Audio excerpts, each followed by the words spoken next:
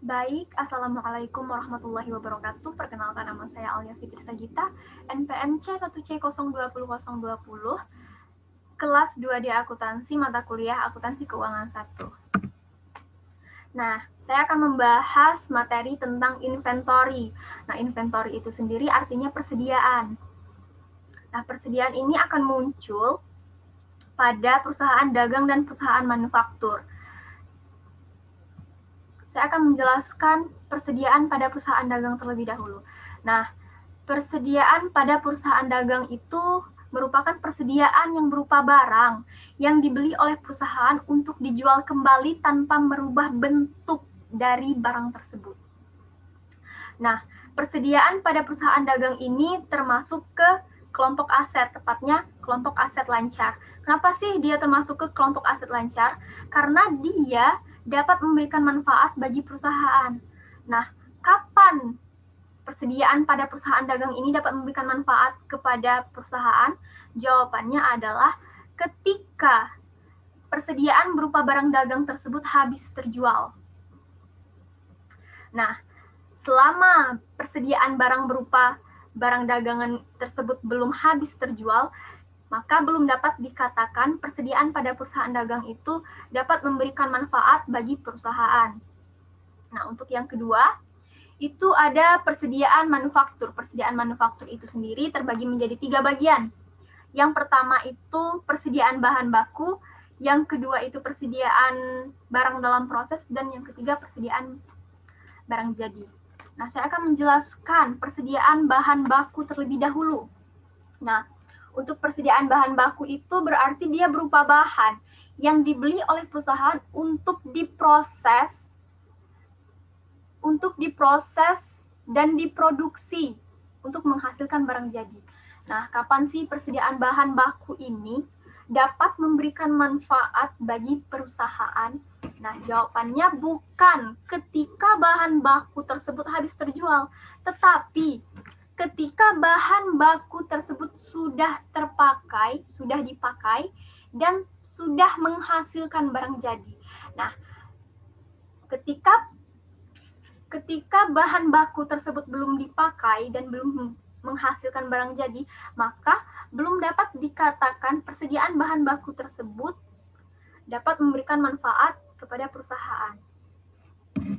Nah, untuk yang kedua itu persediaan barang dalam proses. Nah, untuk persediaan barang dalam proses ini adalah persediaan berupa barang yang sampai akhir periode ketika kita menyusun laporan keuangan ternyata dia sudah masuk ke tahap produksi, sudah menyerap biaya produksi, tapi sampai akhir periode belum kita selesaikan atau belum menjadi barang jadi.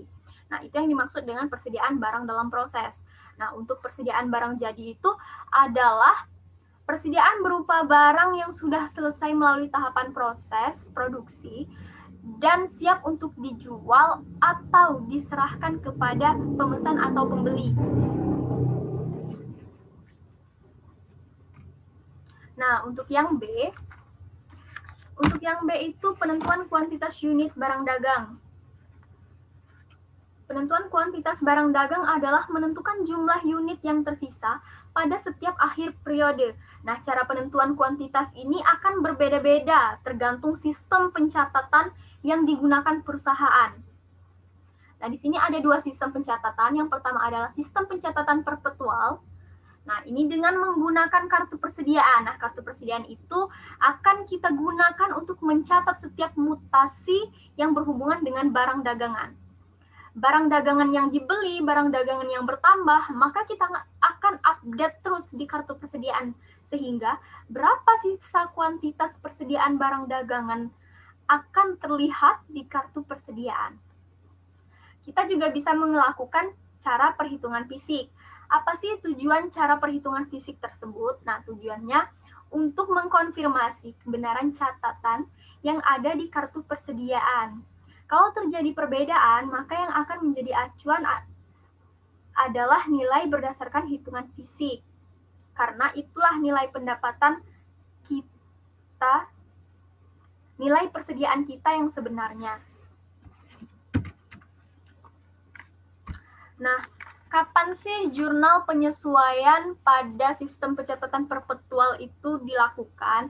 Nah, jawabannya itu ketika adanya perbedaan nilai perhitungan menggunakan kartu persediaan dengan hitungan fisik. Nah, jika terdapat perbedaan, maka jurnal penyesuaian akan dibuat. Untuk sistem pencatatan periodik, ini satu-satunya cara itu dengan menggunakan pencatatan perhitungan secara fisik. Nah, persediaan pada setiap akhir periode yang menentukan kuantitas barang dagangan yang masih tersisa. Nah, perhitungan fisik ini tidak hanya menghitung jumlah barang, tetapi juga memastikan kualitas dari barang tersebut, apakah dia masih layak untuk dijual atau tidak. Nah, untuk sistem pencatatan perpetual ini pasti melakukan sistem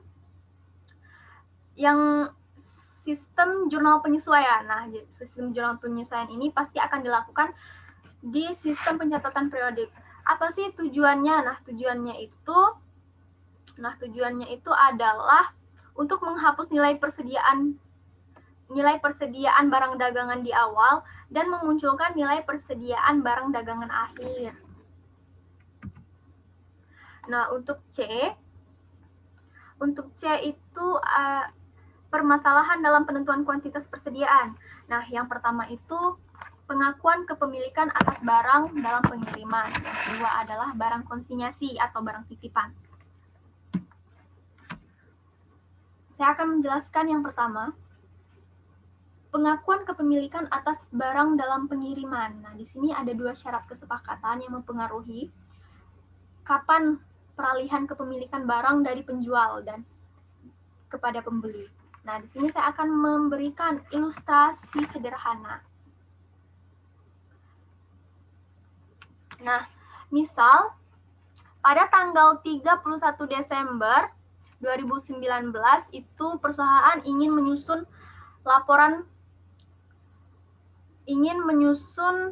laporan penyesuaian. Nah, di tanggal 28 Desember, perusahaan baru melakukan pembelian barang dagangan dari grosir Jakarta ke Bengkulu itu melalui transportasi darat. Dan baru sampai di Bengkulu itu tanggal 2 Januari 2020. Nah, timbul persoalan. Apakah di dalam laporan penyesuaian pada tanggal 31 Desember 2019, barang yang sudah kita beli di Jakarta pada tanggal 28 Desember 2019 itu kita akui sebagai barang dagangan dan akan kita laporkan sebagai barang dagangan di tahun 2019 atau tidak? Nah, jawabannya itu sesuai dengan kesepakatan antara dua belah pihak.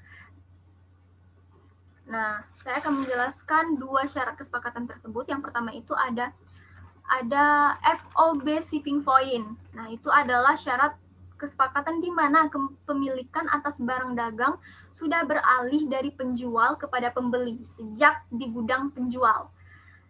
Sehingga yang menanggung biaya angkut itu adalah si pembeli. Nah, sedangkan untuk FOB destination point itu adalah satu syarat kesepakatan di mana kepemilikan atas barang dagang baru beralih dari penjual kepada pembeli itu setelah barang tersebut di gudang pembeli. Sehingga yang membayar biaya angkut itu adalah si penjual. Nah, yang kedua itu ada barang konsinyasi. Nah, barang konsinyasi ini artinya barang titipan. Nah, barang titipan ini contohnya seperti di komplek-komplek sekitar kita itu ada warung-warung kecil, warung-warung atau toko-toko. Itu biasanya menerima tempat penitipan barang. Nah, biasanya si penitip barang itu menjual seperti keripik atau donat. Misalkan donat. Nah, misal donat. Donat itu si penitip menghargai satu donat itu untuk dijual seharga Rp1.000. untuk dijual seharga Rp1.000 dan si pemilik warung atau si pemilik toko akan menjual donat tersebut seharga Rp2.000. Nah, jadi si pemilik warung itu akan mendapat keuntungan. Jadi dari satu donat itu dia akan mendapat keuntungan Rp1.000. Nah, apa sih keuntungan dari pemilik warung selain itu? Nah, si pemilik warung itu tidak akan mendapat resiko kerugian. Seandainya donat tersebut tidak laku atau sampai berjamur, yang menanggung kerugian itu bukan si pemilik warung, tetapi si penitip barang. Nah, jadi apa sih keuntungan dari si penitip barang? Nah, keuntungan dari si penitip barang setidaknya dia dapat berjualan tanpa harus memiliki toko. Dia juga bisa menyebarluaskan barang dagangannya ke warung-warung yang lain. Nah, itu yang disebut dengan barang konsinyasi. Nah, kesimpulannya, apakah barang konsinyasi itu akan diakui sebagai barang dagangan oleh si pemilik warung? Nah, jawabannya tidak. Karena pemilik barang konsinyasi itu adalah pemilik barangnya, dan si pemilik warung tidak bisa mengakui bahwa itu adalah barang jualannya.